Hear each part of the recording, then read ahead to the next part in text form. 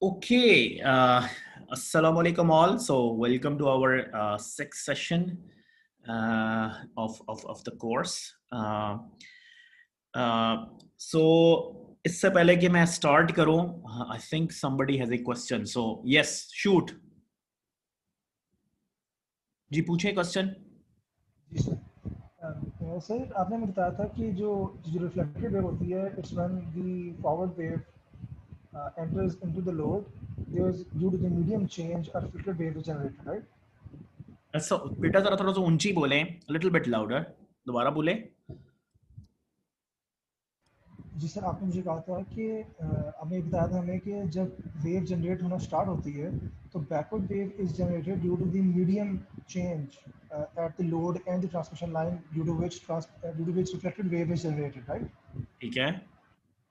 So sir, initially the forward wave also takes some time to reach the load. ठीक है. When the forward wave has not reached the load at in that time interval, there is no backward wave, right? Correct. So VZT does not have a backward wave component for the first initial few seconds. Few seconds नहीं कहते, initially कहते हैं, transient period में बात कर लेते हैं. सो ये सारा जो है हम स्टेडी स्टेट में बात कर रहे हैं. So when we our steady state, ठीक है. Yes, you are right. For the very first time जब जस्ट एनर्जी स्टार्ट हुई है तो there won't be any backward wave.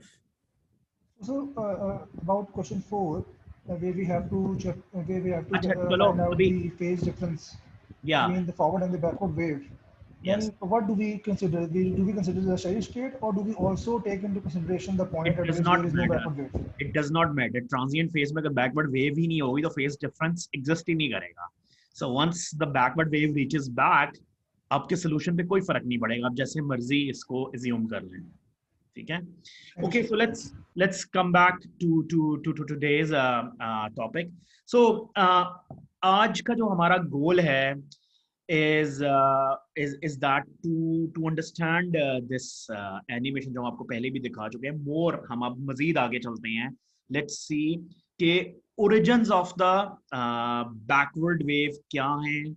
Let me show you this one. So basically, you know, जब ये input wave आई है, इधर पहुंची है, and then how much this backward wave would be, the reflect, what would be its magnitude, how much this transmitted wave, इसका क्या magnitude होगा. और उसके अलावा we want to know कि ये जब दो forward wave and backward wave are coexisting onto the same line, उसका resultant ये है. इसके मैथमेटिकल इक्वेशन क्या है, ये मैक्सिमम पॉइंट्स क्या हैं, ये मिनिमम पॉइंट्स क्या हैं, इनका मैग्नीट्यूड क्या है, इनकी लोकेशन क्या है जी के अंदर. so to answer all those questions, we'll do some concrete math. We'll start concrete math from today's class, और अगली क्लास में भी ये मैथ जाएगा, and we will try to interpret it completely, intuitively भी देखेंगे कि इन चीजों का मकसद क्या है. So that's what we're going to do in today's class. So have this animation in your mind while we do all these things in today's class. ठीक हो गया? So let's get started. So हमारा so oops. So our usual system is again that we have this line of some length L, ठीक है, and it's being terminated with a load ZL, और यहाँ पर कोई source है, ठीक है, as our usual system. और let's call this load ZL as in general a complex load having the real part and imaginary part. And let's थोड़ा सा अब यूनिट सेटअप कर लेते हैं. हम ये कहते हैं कि लोड जो है वो z इज इक्वल टू 0 के ऊपर है, और जो सोर्स है z is equal to minus L है. इसमें कोई प्रॉब्लम नहीं है, हम ये भी कर सकते थे. We could have done that z is equal to 0 and here we can say is equal to z is equal to l. लेकिन for easing the math which is going to be followed will keep the load as z is equal to 0 and the source as z is equal to minus L. It doesn't matter. So but that would be a convenient unit system we would have. So ab hoga kya that we have an incident wave, a voltage wave, let's call that as Vi, and there would be a reflected wave over it in general. Okay, reflected voltage wave, or also we will call this line as a Z0 line. Acha, ab the voltage on a line at in the phasor voltage as a function of Z, we know that, and let's and call it as at any point it would be Vi plus VR in that forward wave or backward wave. Let's call, so this Vi, this is also same as your forward wave, and VR is same as your backward wave. So I can easily write, let's call that as an initial amplitude E minus alpha Z E minus J beta Z. That's your forward wave in the phasor form. And then we have this one as the backward wave. E alpha Z E J beta Z. So अब मेरा goal, as I said earlier, मेरा goal ये है कि how much I have this voltage reflected and how much is being transmitted. कितना with respect to the input, कितना transmit हुआ और कितना reflect हुआ है. And I can similarly write for the current. Current would be what? I would just divide everything by Z characteristic impedance. ठीक हो गया? So we'll do that, and this would be this mathematical equation. ठीक है? किसी का कोई सवाल हो, right away jump in. I won't be able to see your hands because I'm sharing. Sir, yes. Can I ask you something? Whenever we draw the circuit, now we will have to draw it with two lines, with like this one. If it says it is ending in a load, yes. So it will be like this. Yes. Terminating in a load, तो ऐसे ही बनेगा. जी जी बिल्कुल. वो मैं ऐसे मुझे assignment 3 का assignment 1 का question number 4. No, okay, we're not discussing assignment here. So just stick to the topic where which I'm presenting here. Okay. Okay, so this one is the current. Okay. अब at load के ऊपर अब आपको समझ आएगा मैंने क्यों z is equal to 0 coordinate लिया था आसानी के लिए. At z is equal to 0 is your load. ठीक है. जब z is equal to 0 के ऊपर load है तो I can easily calculate the load voltage. क्या करूंगा? I would simply substitute z is equal to 0 in this equation, and I get a very बड़ी simple सी equation आ जाएगी, which would be what? Which would be VOI plus VOR. अच्छा ये मैंने थोड़ी सी error की है. This was the current के लिए negative था, backward current. अच्छा, similarly I would substitute this current for current. जो current चल रहा है load के ऊपर से, वो क्या हो जाएगा? IL is equal to 1 over Z0 VOI minus VOR. ठीक हो गया? अब what I can do, again मैं आपको रिमाइंड करवा दूं, मैं ये जानना चाहता हूं कि मेरी रिफ्लेक्टेड वोल्टेज कितनी होगी और मेरी ट्रांसमिटेड वोल्टेज कितनी होगी. ये मेरा गोल है. So I am just looking over these equations to reach to that goal. So what I can do, if I call this as equation 1, 2, 3 and 4, I can divide equation 3 and 4. क्या होगा? VL over IL is equal to क्या हो जाएगा? VOI plus VOR over VOI minus VOR times Z0. और ये VL over IL किसके बराबर है? This is the ratio of the load voltage to the load current that is actually your load. Okay. Excuse me. So अब ये load voltage, अब ये load के बराबर हो गया है. अच्छा, अब अगर मैं आपसे क्वेश्चन पूछूं कि what is the fraction of the voltage which is reflected from the load, वो क्या होगी? What would be that ratio? Obviously, the reflected voltage over incident voltage. ठीक हो गया? That is your the fraction of the reflected voltage. और इसको हम represent करते हैं, define करते हैं as this big gamma, and we call it as a reflection coefficient. क्या कहते हैं? Reflection coefficient, VOR or VOI.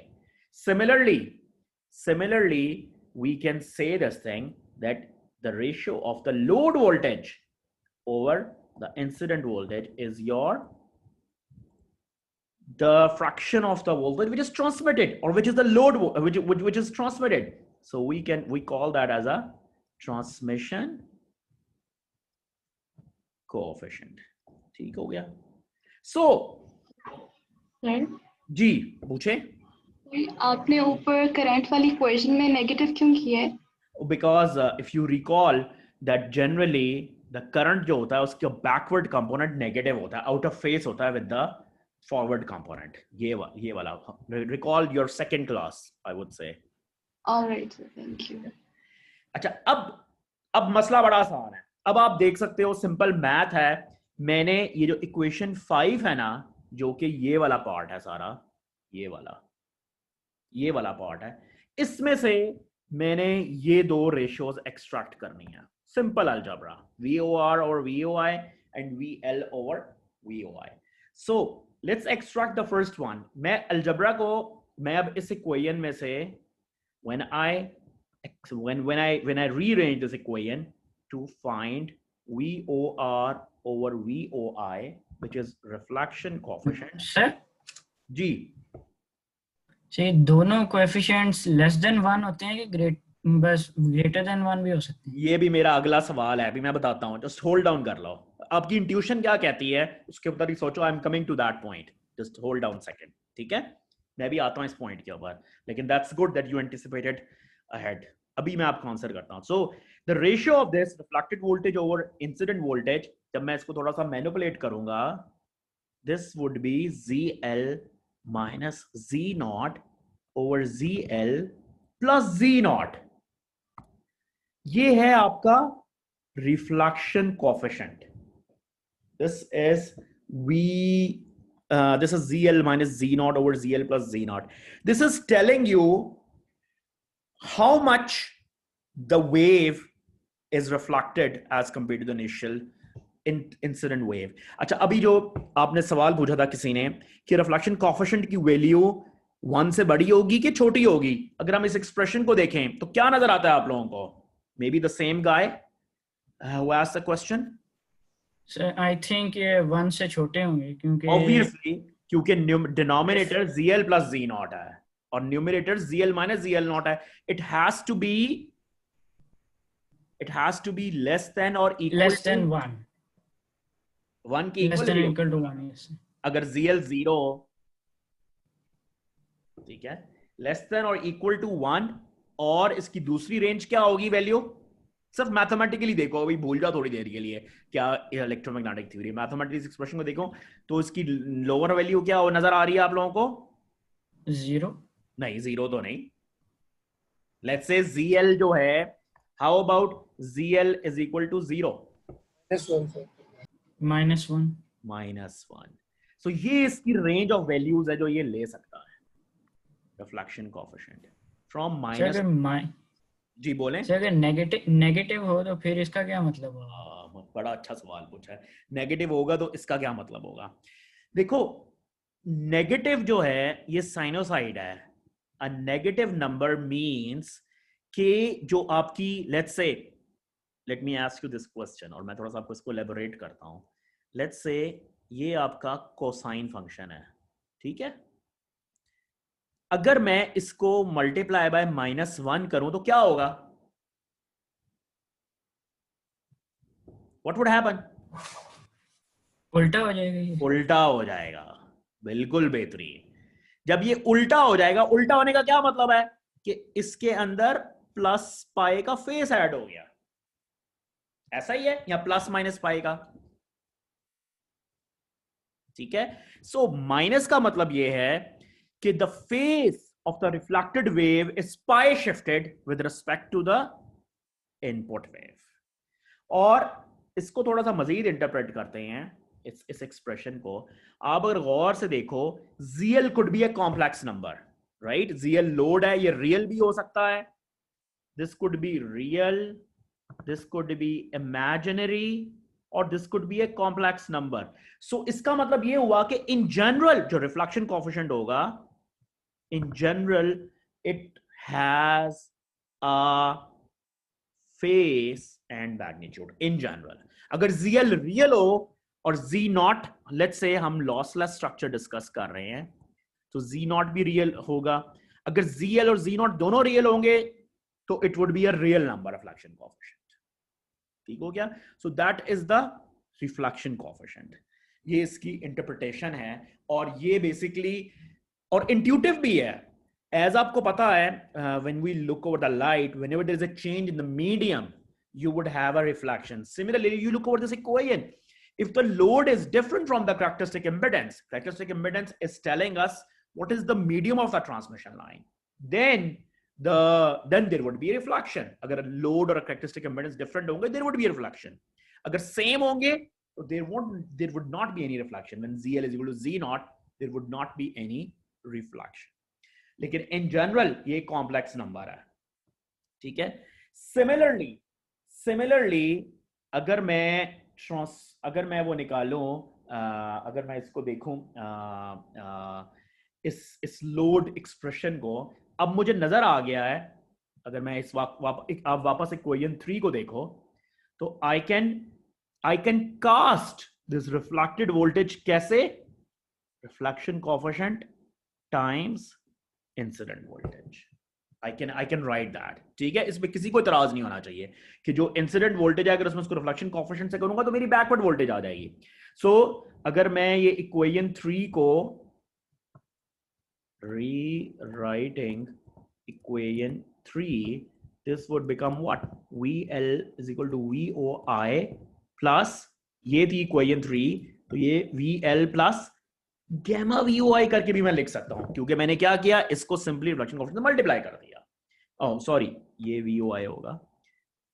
In other words, this becomes 1 plus gamma VOI is equal to VL, और VL over VOI आपका क्या है? Transmission coefficient is equal to 1 plus gamma.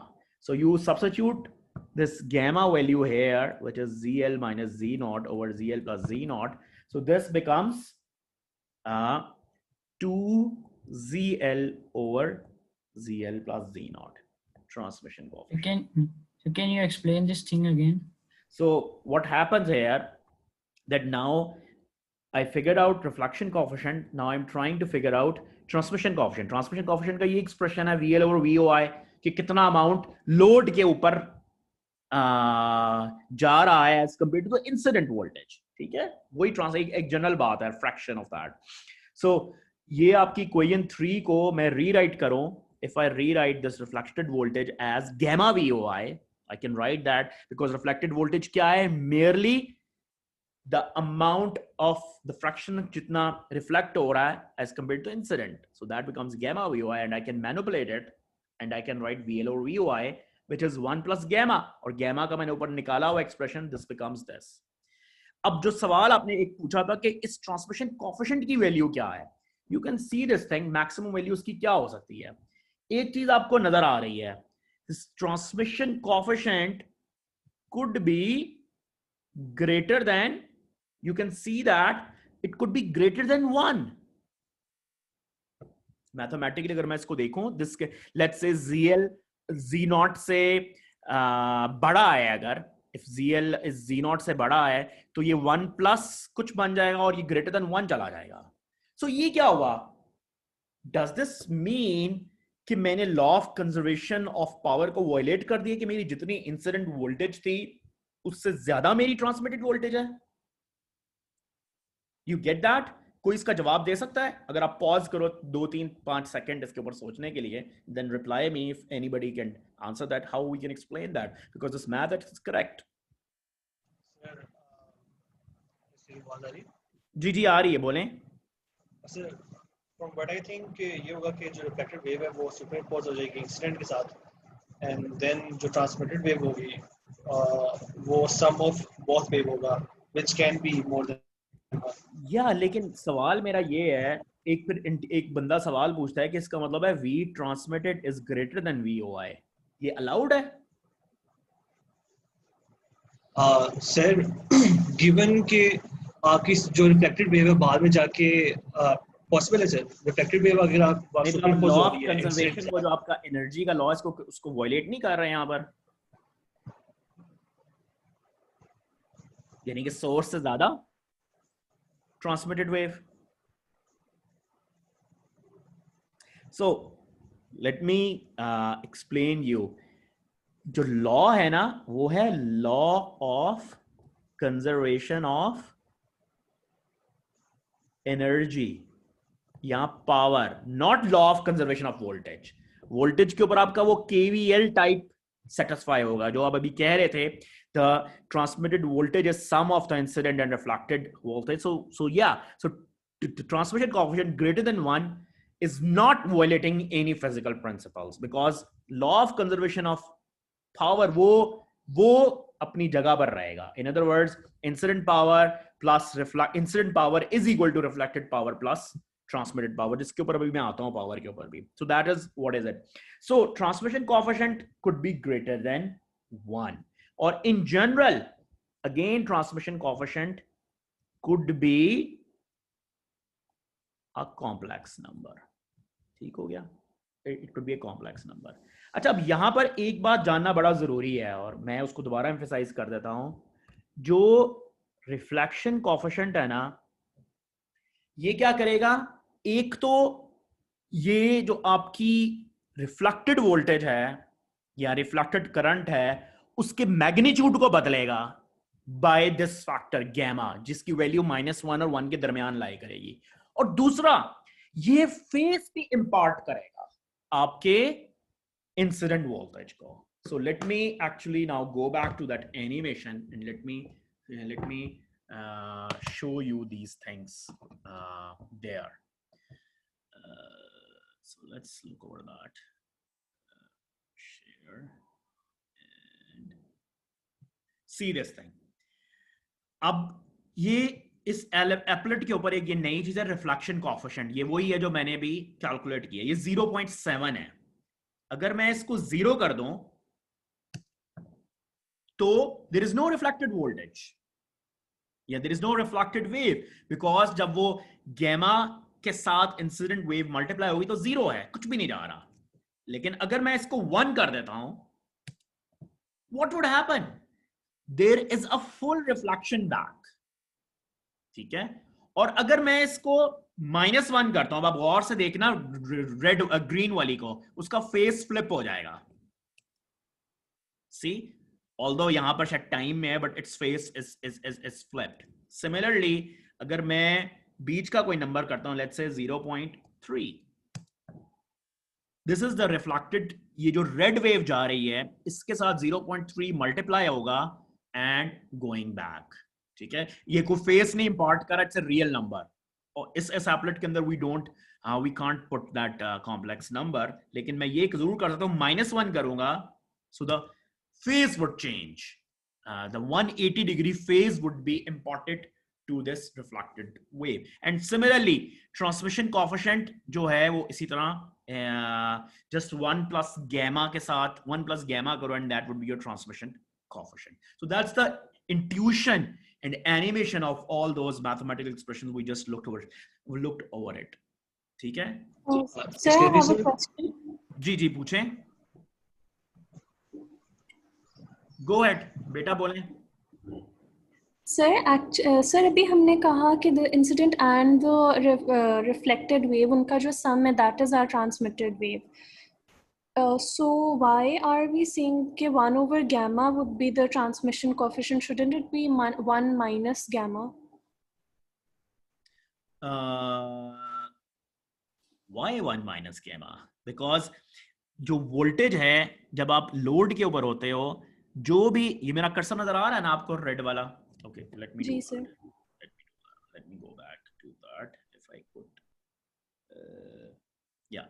So यहाँ पर जो वोल्टेज होगी लोड के ऊपर, that is sum of the incident voltage plus reflected voltage, and that is equal to the transmitted voltage. General reflected voltage के साथ negative हो या ना हो, दैट्स फाइन, लेकिन generally this is what it would be. और ये reflected voltage open आता है, क्या कहते हैं, एक सेकंड मैं बात खत्म कर लूं. Reflected voltage in is equal to gamma V I and transmitted is 1 plus gamma vi. So that would be your transmitted voltage. This would be in general this gamma could be negative, that's fine. This could be minus 0.5, ठीक है, आप उसको substitute कर दो, that would become minus 0.5. लेकिन it all depends जो आपका reflection coefficient है उसका structure कैसा है. अगर ZL छोटा है ZL Z0 से और real है तो it would be negative number. लेकिन अगर ZL complex है so यहां पर आपका एक फेस भी ऐड हो जाएगा. It could be something like anything, it could be any face value. ठीक है, यस. और क्वेश्चन था किसी का?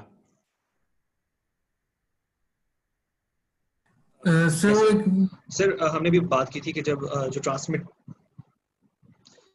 जी बोलें. जो हम बात की थी कि ट्रांसमिटेड जो वेव होती है वो दोनों का सम होता है. आप वो स्लाइड खोल सकते हैं जो एनिमेशन थी अभी आपने खोली थी? So let's look for the animation. Sir वो जो आपने एनिमेशन खोली थी, This one, yes. जी सर. एट अ पॉइंट जहाँ पे दोनों रिफ्लेक्टेड इंसिडेंट वेव आपस में सुपरइम्पोज कर रही हैं और जहाँ पे उनका एम्पलीट्यूड प्लस होना चाहिए, बिल्कुल एग्जैक्टली यहाँ पे, यहाँ पे हमारे ट्रांसमिटेड वेव का एम्पलीट्यूड हमारी इंसिडेंट वेव से कम क्यों शो हो रहा है?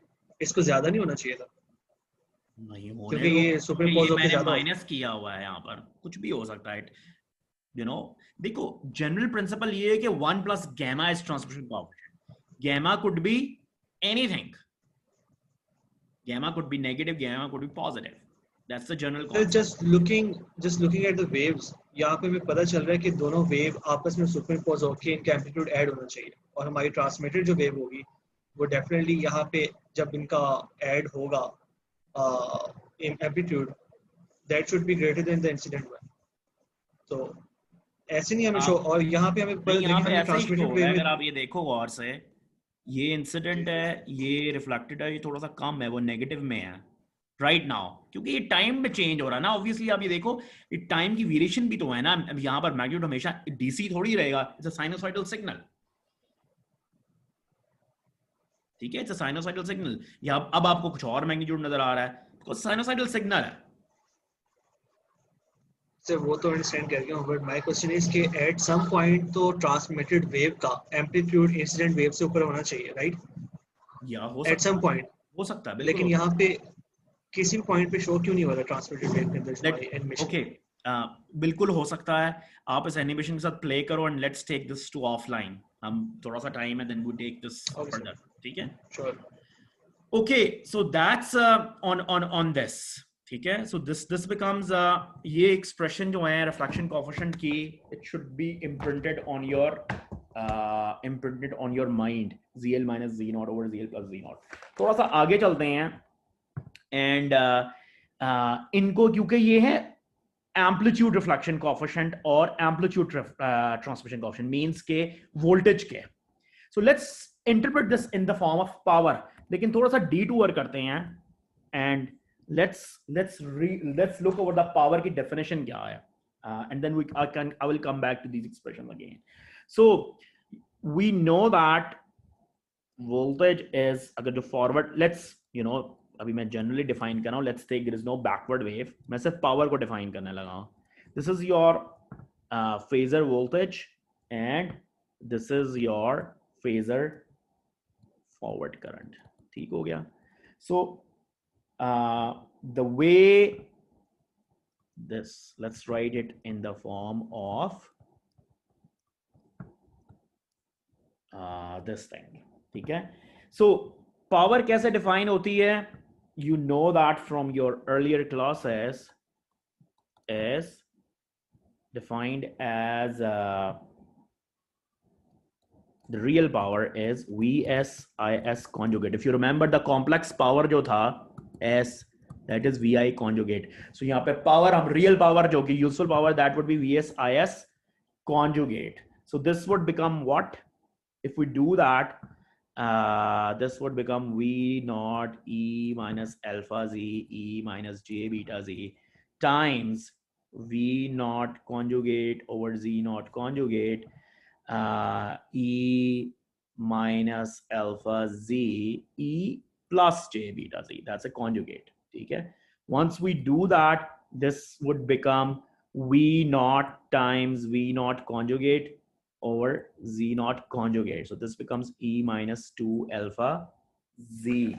That becomes this guy, and this becomes V naught square, और इसको भी मैं Z naught कर देता हूँ, और इसका जो पावर फैक्टर होता है, जो इम्पिडेंस का एंगल होता है, उसको मैं ऊपर ले जाता हूँ, right? This would be E J theta. ठीक है? सो यहाँ पर जो पॉइंट है, which I want to make the point है यार, बिकॉज ये आप लोगों के लिए फेमिलियर है रिलेशनशिप, यू नीड टू सी कि वोल्टेजेस जो हैं दे अटेनुएट बाय माइनस अल्फा जी, लेकिन पावर जो है दैट अटेनुएट्स बाय माइनस 2 अल्फा जी. ठीक है? This is something key thing which you can extract from this mathematical equation. So that's a key message I would like to give you. So now coming back, अगर मैं इसको थोड़ी देर के लिए कह दूं कि ये अब अगर मैं वापस अब जाने लगा हूं रिफ्लेक्शन और ट्रांसमिशन कोएफिशिएंट्स के ऊपर, मैं अगर थोड़ी देर के लिए ये कह दूं कि ये मेरी इंसिडेंट पावर है, ठीक है, this is the incident power. So reflected power कोई बता सकता है राइट अवे क्या होगी इसको देख के? Can anybody tell me? Just pause for few, यानी कि ऑन सिमिलर लाइंस. ये क्या थी? वी इंसिडेंट वोल्टेज या you know and incident current. तो रिफ्लेक्टेड वोल्टेज और रिफ्लेक्टेड करंट के साथ भी हम ऐसा ही कुछ काम कर सकते हैं. कर सकते हैं कि नहीं कर सकते जी? Anybody wants to give it a shot? What would be the reflected power? Okay, so you can see this thing. This would be what? Real V, you know, let's call that as V naught जो भी incident थी, और ये क्या है आपकी? This one is what? V O R conjugate over Z naught conjugate for the reflected power. मैंने बस इसी को रिकास्ट कर दिया है. ये इंसिडेंट के लिए था लेट्स से, और ये रिफ्लेक्टेड के लिए है. तो रिफ्लेक्टेड को अगर मैं इंसिडेंट में चेंज करूं, ये क्या हो जाएगा?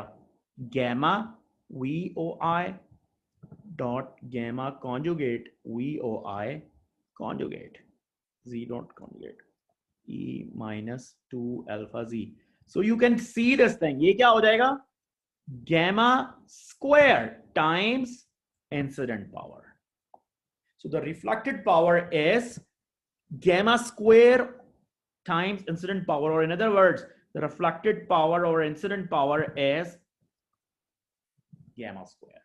That's a key takeaway from this math, that if you want to determine the power जो के वापस रिफ्लेक्ट होगी, वो क्या होगी? You just square the reflection coefficient, magnitude square. Obviously इसके अंदर जो फेज है वो सारी चीजें they would all die down. You just need to do the, because power real power है, you will take the just magnitude square and that would be your reflected power. So अब मुझे बताओ transmitted power क्या होगी? The transmitted power over incident power वो क्या होगी, कोई बता सकता है मुझे? Anybody can tell me what it would be? You guys can listen me, right?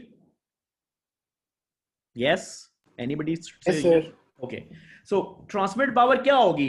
Now you would invoke, you could invoke the law of conservation of power.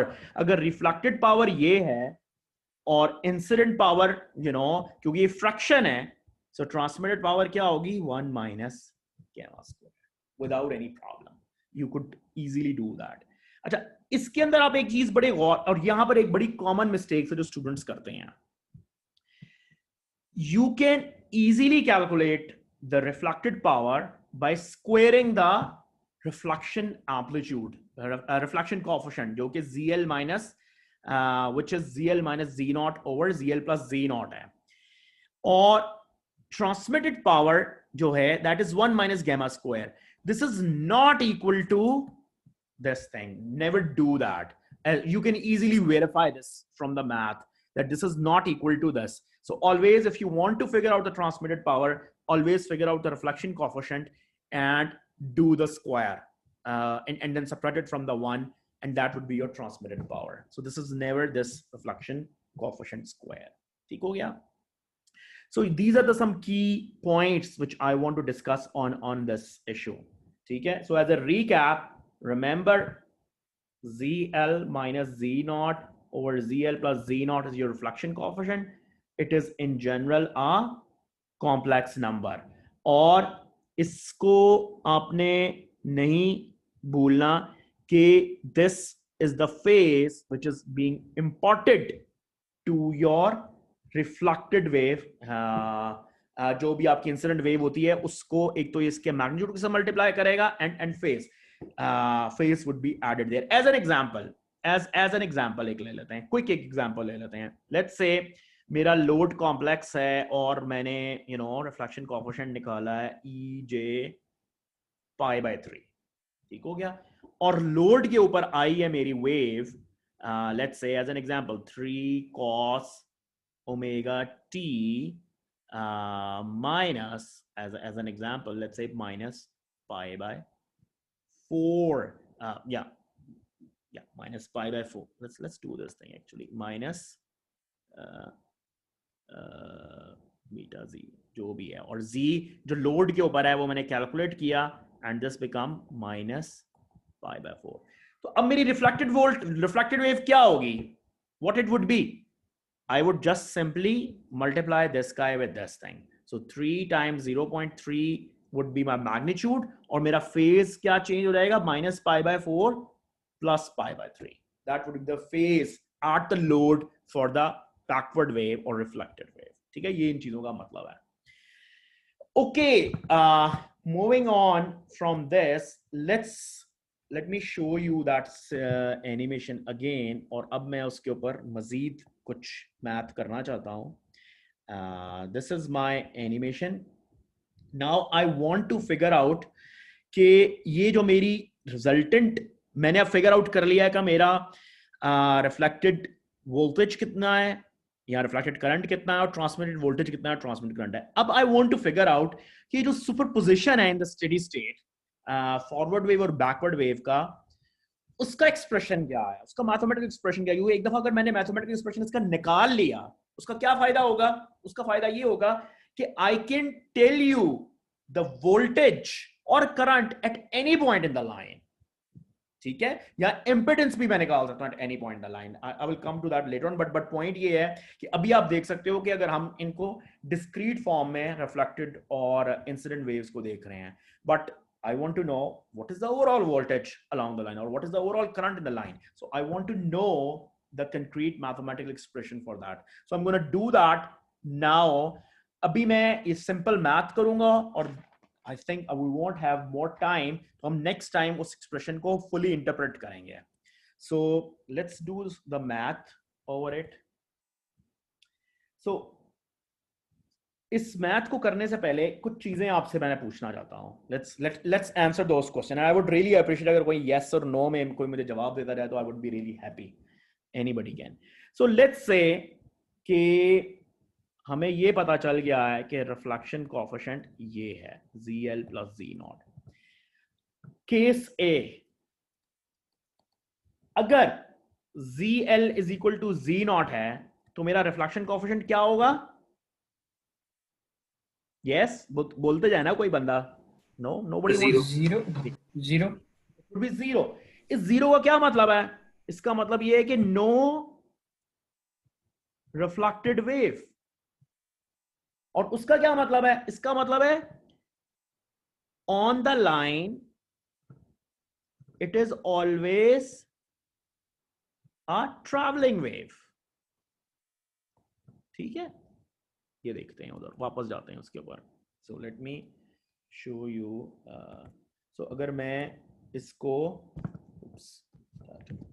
Keyboard back, अगर मैं इसको if I make it 0, you can see there is no reflected wave and only line there है। ठीक है, so that's one thing। और अगर दूसरा case मैं डिस्कस करूं जो शायद मैं इसके ऊपर नहीं कर सकता एनिमेशन के ऊपर, but you would realize that अगर I have case B, let's say ZL is equal to 0 है, तो क्या होगा मेरे रिफ्लेक्शन कोएफिशिएंट को? जल्दी से बताओ। It would become -1, right? -1. Yes, it would become -1। इसका क्या मतलब है? इसका मतलब है फुल रिफ्लेक्शन। और अगर फुल रिफ्लेक्शन होगा तो इसका क्या मतलब है? Transmission coefficient 0। ट्रांसमिशन 0 है, बिल्कुल ठीक है, बेहतरीन। सो इसका क्या मतलब है? वापस जाते हैं उसके ऊपर, वापस जाते हैं। अगर मैं इसको -1 करता हूं तो क्या नजर आएगा? अब आप ये देखो, ये नीचे रिजल्टेंट जो है दैट्स अ ट्रैवलिंग वेव। -1 करूंगा, there is no transmission and there is full reflection, तो रिजल्टेंट क्या नजर आ रहा है आप लोगों को? You are seeing a pure standing wave. ठीक है, you are seeing a pure standing wave. You are seeing a pure standing wave on the line. Pure standing wave on line। और केस सी करते हैं कि जब ZL इक्वल टू इंफिनिटी है, कोई बताएगा क्या नजर आएगा मुझे? ये मेरा रिफ्लेक्शन कोएफिशिएंट है, मेरी रिफ्लेक्शन क्या होगी? अगर इंफिनिटी है, इसको बड़े आराम से हम देख सकते हैं, ये रिफ्लेक्शन कोएफिशिएंट 1 होगा। अब ZL को कॉमन करो, 1 माइनस Z0 ओवर ZL और 1 plus Z0 over ZL, ZL cancel हो जाएंगे और Z0 over ZL for infinity becomes 0 and you would have reflection coefficient of 1। So ये बड़ी अजीब सी बात है, ये बड़ी अजीब सी बात है। अब यहां से मैं आप लोगों को एक यू शुड बी सरप्राइज्ड या काउंटर इंट्यूटिव शायद आपके लिए हो। एक यूजुअल सर्किट के अंदर आपको पता है कि अगर ओपन सर्किट होता है तो कुछ भी नहीं ट्रेवल करता लाइन के ऊपर, लेकिन ट्रांसमिशन लाइन थ्योरी के अंदर यहां पर ओपन सर्किट है तो you have full reflection coming back and you will find voltages over the line. That's what this is telling you. So this becomes the open circuit one. ठीक है, और case D अगर मैं देखूं जो कि जी बोलें सर, अगर ZL जो है वो Z0 का कोई मल्टीपल हो तो what would happen in that case? लो जो कर लो, क्या बनाए ZL को हम 3Z0 बना दें। ठीक है, सो रिफ्लेक्शन कोएफिशिएंट क्या होगा? 3Z0 minus Z0 over 4Z0। ये क्या हो जाएगा? 1 ओवर 2, हाफ हो जाएगा। तो that's it, it could be anything. ठीक है, अब 3 केसेस के अलावा इन जनरल अगर ZL जो है वो 0 भी ना हो और इंफिनिटी भी ना हो तो आपका रिफ्लेक्शन कोएफिशिएंट जो है वो क्या होगा? इट वुड, जो मैग्नीट्यूड है रिफ्लेक्शन कोएफिशिएंट का, it would be between 0 and 1। ऐसा ही है ना?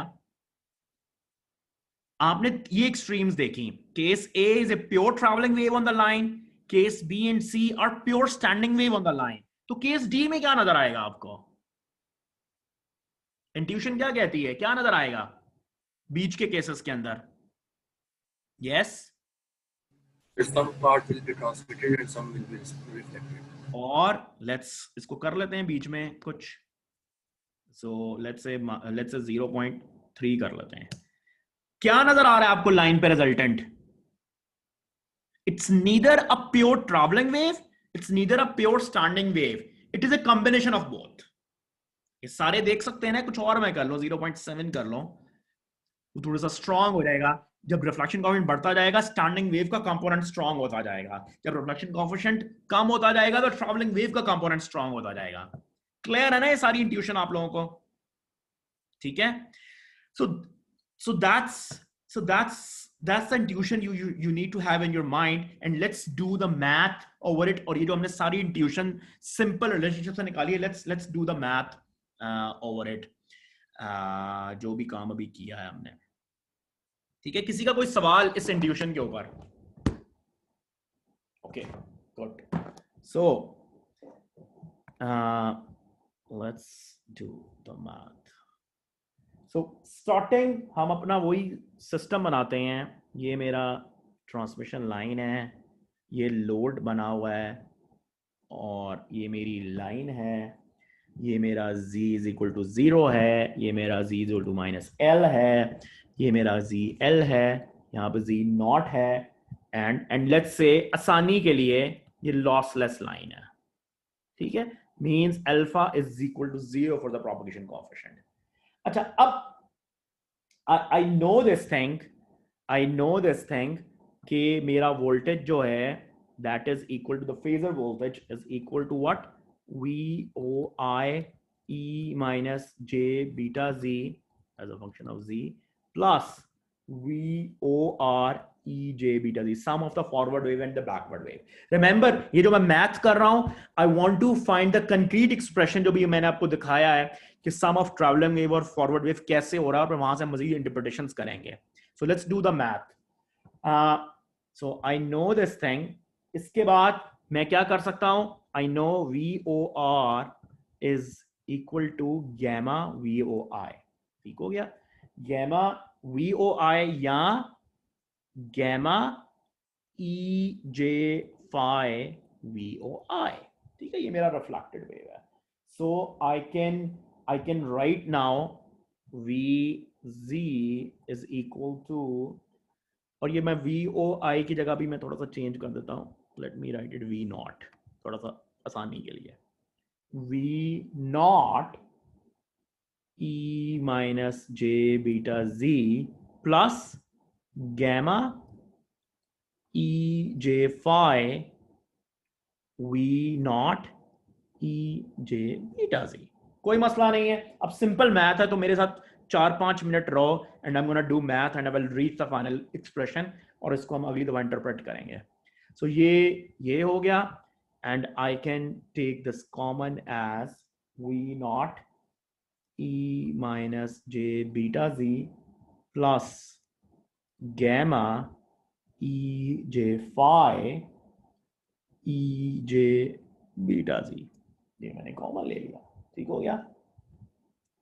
अच्छा, अब मैं यहां पर एक ट्रिक खेलने लगा हूं.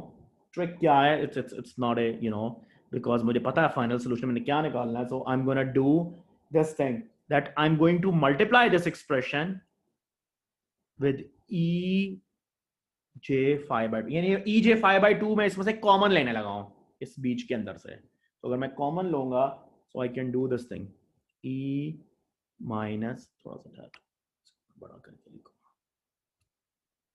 is equal to V naught E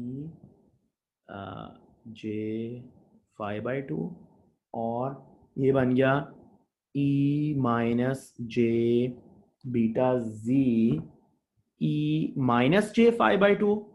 ठीक है. एंड प्लस वो वाला gamma E J phi by 2 E J beta Z. ठीक हो गया. इस एक्सप्रेशन के अंदर से I just took this common out. So जब मैं कॉमन लूंगा तो ये मल्टीप्लाई हो जाएगा E minus J phi by 2 के बाद. So I am gonna add and subtract 2 terms here, और आपको पता चल जाएगा ये मैं क्या कर रहा हूं. Minus gamma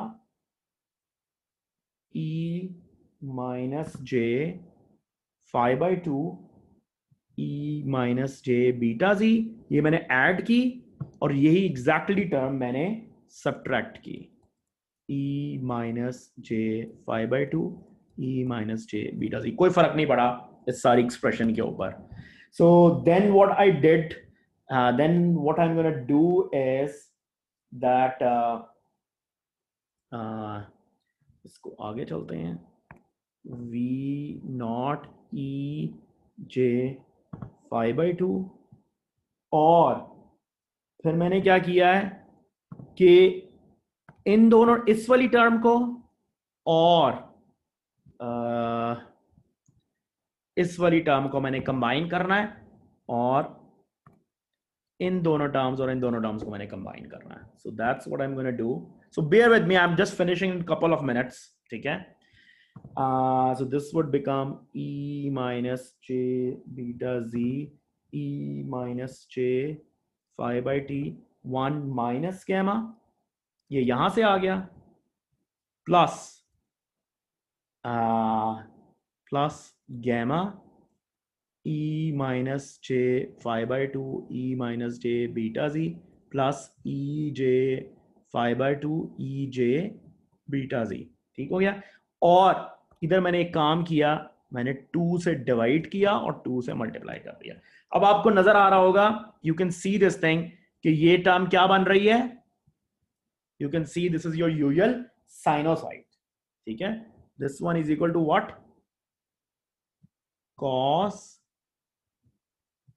beta z plus 5/2. And remember, ये cos तो आ गया, लेकिन मैं स्टिल फेजर्स के अंदर हूं. There is no time domain here, right. This is the real function which came into the phasors. I am still in the phasors. So this would become actually, ये expression जो बन जाएगा, ये बन जाएगा, अब मैं कर लेता हूं, मैं इसको अंदर ले जाता हूं वापस, इसको वापस अंदर ले जाता हूं. सो ये बन जाएगा v not 1 minus gamma e minus j beta z plus 2 gamma e j 5/2 cos beta z plus 5/2. ठीक हो गया. So ये this one, and now this is the phasor voltage. So in the time domain मुझे क्या करना पड़ेगा? What I need to do in the time domain, if I want to convert this whole thing in the time domain, what I need to do, I need to multiply it with e j omega t and take the real part. So जब मैं ये करूँगा, what I'm gonna get, and that's my last expression, which I'm writing for today, v naught 1 minus gamma cos omega t minus beta z plus 2 gamma v naught cos beta z plus 5/2 and cos omega t plus 5/2. अब इस expression को गौर से देख लो. ये क्या चीज है आपकी? ट्रैवलिंग वेव के standing wave? Can anybody tell me? You just did the assignment. Yes, this term is a traveling wave or standing wave? Nobody wants to answer. So this is your traveling wave component. And what is this? This is your standing wave component. And you can see these things in the limiting cases. When reflection coefficient becomes 1, your traveling wave goes to 0 and you have pure standing wave. When reflection coefficient goes to 0, your standing wave becomes 0 and you have a pure traveling wave. And in between, you have the combination of the two. So that's, I think I would stop here. अगर किसी के कोई question है तो मेरे से पूछ लें on this. सर मतलब प्रीवियस लेक्चर से क्वेश्चन है मेरा कि जब हम ये जब हम बैकवर्ड वेव की बात करते हैं और जब हमने उसमें z उसके अंदर बात करते हैं तो हम z एज ए डिस्प्लेसमेंट लेते हैं या उसमें डिस्टेंस ही होता है. लाइक अगर मैंने उसमें पुट करनी है z की वैल्यू तो वो नेगेटिव में पुट करूंगा बैकवर्ड वेव के लिए या पॉजिटिव में पुट करूंगा? इट ऑल डिपेंड्स कि आप इसको अपना कोऑर्डिनेट सिस्टम कैसे पुट अप कर रहे हो। अगर z इक्वल टू 0 आप इधर रख रहे हो, z equal to minus l इधर रख रहे हो, तो throughout the line it would be negative number. लेकिन अगर आप z इक्वल टू 0 इधर रख रहे हो और l इधर रख लो, then it would be positive number. लेकिन फेज, अगर आपने फॉर एग्जांपल फेजेस कैलकुलेट करने, it does not matter, relative phase calculate करना है, उसमें आप जो मर्जी कोऑर्डिनेट सिस्टम पिक कर लो, आपके रिलेटिव फेज पे कोई फर्क नहीं पड़ेगा।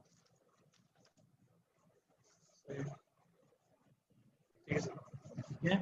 So I'm gonna stop recording here, and we can hang out if you have any questions more on the content. So अपना ख्याल रखें, I'm still here if you have any questions.